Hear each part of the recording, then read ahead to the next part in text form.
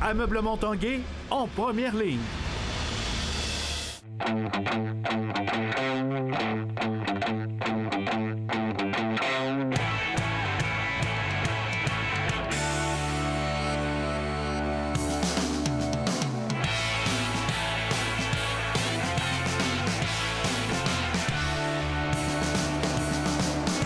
Bon mercredi tout le monde, bienvenue à l'Esprit sportif. Au menu de l'émission un peu plus tard, on parle de hockey midget alors que se déroule cette semaine le Challenge Midget 3 et pour la première fois, il y a une équipe scolaire qui y participera. Mais d'abord, malgré tous les obstacles qui se sont dressés devant elle depuis les Jeux de Rio, la paracycliste Marie-Ève Croteau fait preuve d'une grande résilience. Plus déterminée que jamais, l'athlète de Québec se donne comme objectif de participer aux Jeux paralympiques de Tokyo en 2020.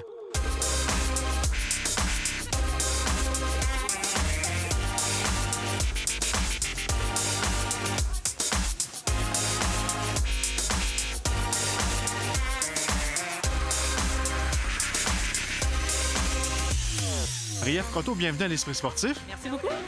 Prendre tes nouvelles en plein hiver comme ça, c'est l'entraînement. Avant de parler de ce qui s'en vient et de ta préparation pour la prochaine saison, on fait un retour en arrière depuis les Jeux de Rio. Il s'en est passé beaucoup de choses. On ne veut pas tourner le fer dans le plein, là? Non, mais écoute, c'est la réalité. Il s'est passé énormément, comme tu dis, beaucoup de choses au niveau point de vue santé, entre autres. Tout de suite avant Rio, 2 semaines avant Rio, j'ai été gravement malade. Tout de suite après Rio, je suis rentrée encore d'urgence à l'hôpital. Dès que j'ai atterri, ça a été ça. Puis je te mentirais pas que l'année 2017, j'ai passé probablement plus de temps à l'hôpital que chez moi. Donc, gravement malade, failli mourir 3-4 fois. Donc, puis comble de malheur. L'an passé, j'ai eu la malchance d'attraper la bactérie mangeuse de chair. Donc, ça m'a rajouté une couche de plus. J'ai été opérée 5 fois l'an passé, failli perdre mon bras. J'étais à peu près à 30 minutes de me le faire couper. Physiquement, il est là, mais il n'est pas très utile. Donc, mais sinon, depuis tout ce temps-là, graduellement, on a repris la forme.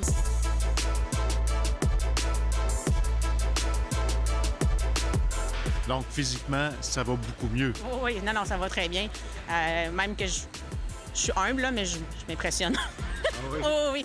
Je suis quand même impressionnée par certaines choses que j'avais perdues depuis longtemps, puis que là, tranquillement, pas vite, la puissance revient, les sensations sur le vélo. J'ai comme dépassé. Je suis revenue quasiment comme quand j'étais en 2015, donc... Donc, physiquement, tu revenais de loin, là. Ah, de très loin, là, j'avais tout perdu. J'avais plus de tonus au niveau du bassin.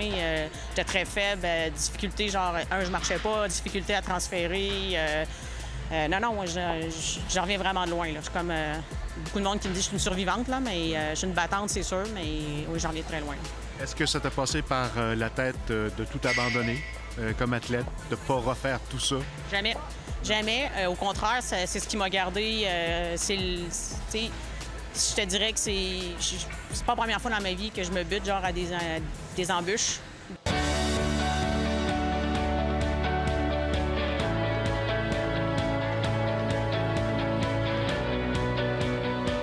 Ta grande motivation, tu la retrouves dans l'objectif des Jeux olympiques de 2020? Oui.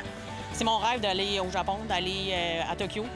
Quand j'ai su que 2020, c'est Tokyo, je suis comme fait wow! Fait que l'objectif est vraiment ça. Il me reste 2 ans à faire mes preuves. Il faut que je remonte sur le podium.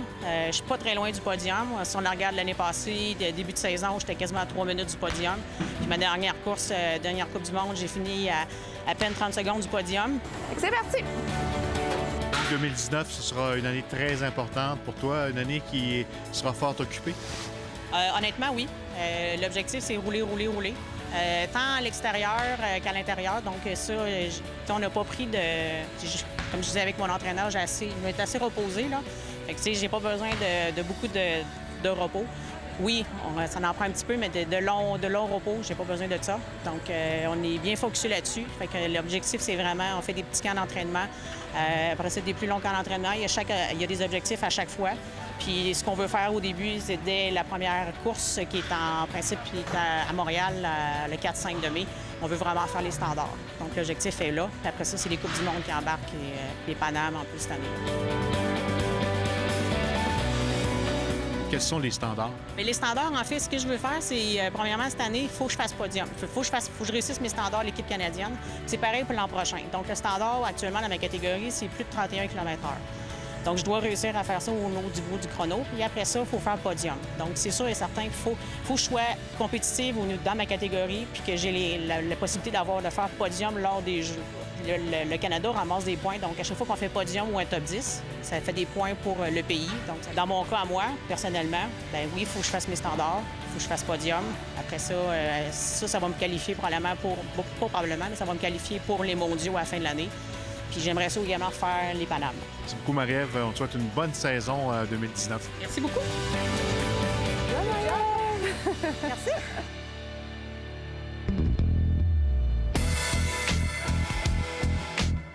Après le baseball, c'est la boxe qui était à l'honneur sous le dôme du stade municipal mardi et mercredi soir à l'occasion d'une autre édition du Challenge XPN, un défi sportif qui visait à soutenir la Fondation du CHU de Québec.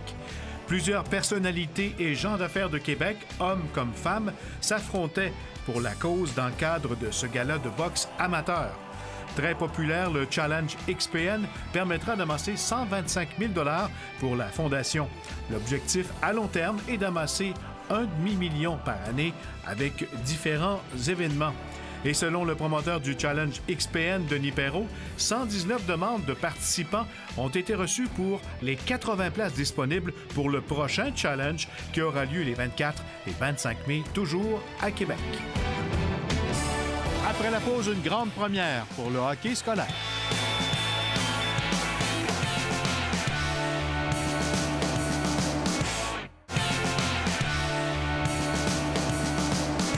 C'est cette semaine du côté de Saguenay que se déroule une autre édition du Challenge de hockey Midget 3A, à laquelle participent les équipes du circuit Bayarger. Il y a des équipes des Maritimes également et le Midget Espoir. Et pour la toute première fois de son histoire, une équipe Midget scolaire.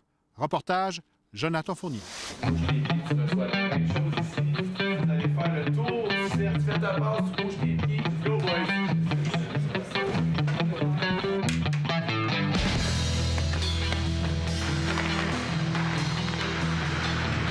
Pour la toute première fois, une équipe scolaire invitée au Challenge Midget 3A. C'est un processus qui a commencé quand et comment? En fait, c'est un projet qu'on a depuis l'an dernier avec l'arrivée de l'équipe Midget Espoir. Pour nous, l'événement du Challenge Midget 3 est une occasion de rassembler tous les joueurs en devenir pour aspirer à jouer un jour dans notre ligue. Donc pour nous, c'est une occasion où on pouvait enfin réunir tous les joueurs, que ce soit scolaire, que ce soit Midget 3A, du Québec, des Maritimes, en fait, de l'ensemble de notre territoire, pour pouvoir les évaluer puis en même temps les voir performer tous ensemble. L'an passé, la réponse avait été positive. De là, avoir un club cette année composé de 3 réseaux scolaires, la LHQ, la RSEQ et la LHPS. C'était facile pour nous de cibler les meilleurs joueurs. Malgré qu'on en a plus que 20, on voudrait tous qu'ils puissent y participer, mais je pense qu'on a fait une bonne sélection cette année. On va prendre comme exemple la LHPS. Par rapport à la Ligue Midget 3A, ce sont des ligues qui évoluent en parallèle, qui se touchent rarement ou à peu près jamais. Et là, ça sera le cas en fin de semaine. Oui, effectivement. Bien, de là, de faire avoir une meilleure visibilité à nos jeunes. Depuis quelques années, je vous dirais que là, on a beaucoup de dépisteurs du junior majeur qui viennent voir les joueurs, qui viennent voir notre réseau parce que c'est un réseau qui est en forte progression. C'est notre 9e année, notre 10e anniversaire l'an prochain. La réaction d'avoir parlé avec plusieurs dépisteurs, je pense que la réaction était très, très bonne. Ils ont vu que le calibre de jeu avait encore augmenté cette année, donc on est très fiers de nos joueurs. Nous, ce qu'on souhaite, c'est d'être en mesure que tous les meilleurs joueurs du territoire québécois et des Maritimes puissent jouer au sein de notre ligue. Donc, maintenant, notre centrale, évidemment, recrute autant au niveau du Midget 3A, Midget Espoir que du réseau scolaire parce qu'on ne peut pas aligner des bons joueurs qui évoluent à ce niveau-là. Donc, il faut aller les voir, il faut être capable de les évaluer.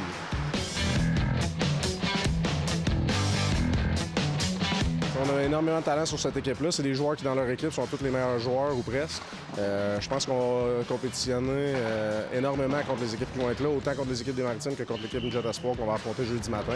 Par rapport, évidemment, aux équipes Midget 3, ce sera à voir. C'est sûr qu'eux, c'est des équipes qui sont plus structurées parce qu'ils sont ensemble depuis le mois d'août. Ça fait une énorme différence. Mais reste que talent pour talent, puis au niveau de la vitesse, là, je suis convaincu qu'on va compétitionner avec tout le monde. C'est un moment pour nous, de notre équipe, de nous montrer aux dépisteurs de la LHMQ qui on est. Même si on est le hockey scolaire, même si on a moins de visibilité des fois, bien, c'est notre moment de montrer qui on est. Beaucoup excité pour aller participer à cet événement. Sûr, moi, je vois ça comme une bonne porte d'opportunité de me faire voir comme un goaler. Puis c'est là où je vais garder ma game simple.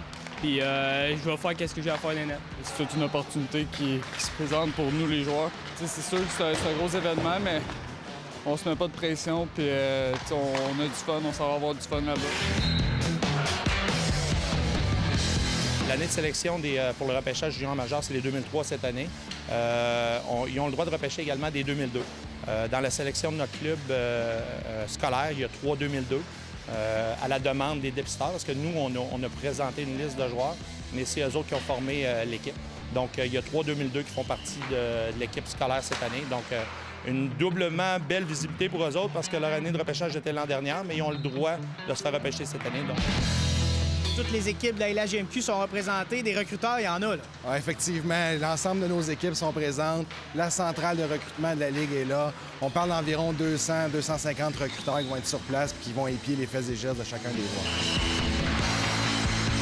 Écoute, c'est un premier pas cette année.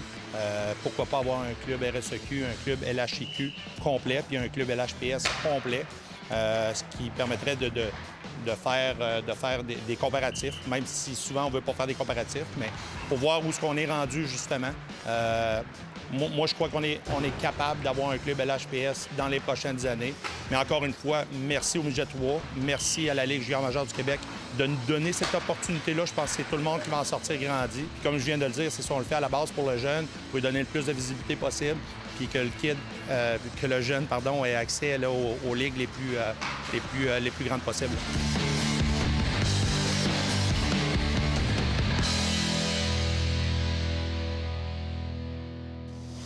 Voilà qui complète l'esprit sportif pour aujourd'hui. Soyez au rendez-vous demain, même heure. Bye bye tout le monde.